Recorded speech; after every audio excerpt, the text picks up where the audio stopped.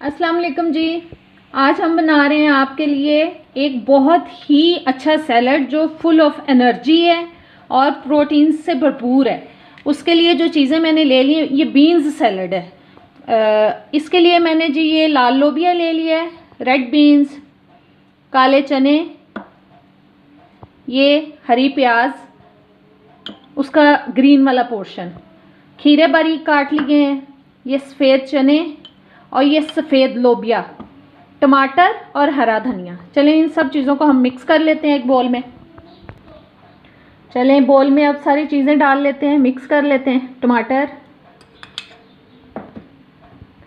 ये red beans, black चने जो हैं, ये सब्ज़ प्याज, सफ़ेद चने, वाइट लोबिया, खीरे और ये हरा धनिया। अब इसकी ड्रेसिंग तैयार कर लेते हैं हम। इन सब चीज़ों को करते हैं मिक्स और इसकी ड्रेसिंग तैयार कर लेते हैं जी। सैलेड को मिक्स कर लिए, इसको करते हैं साइड पे और अब इसकी हम बना लेते हैं सॉस। सबसे पहले जी ऑलिव ऑयल,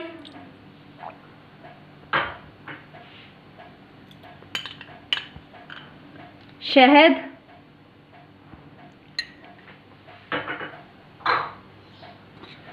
ये लहसुन बारीक कुटा हुआ,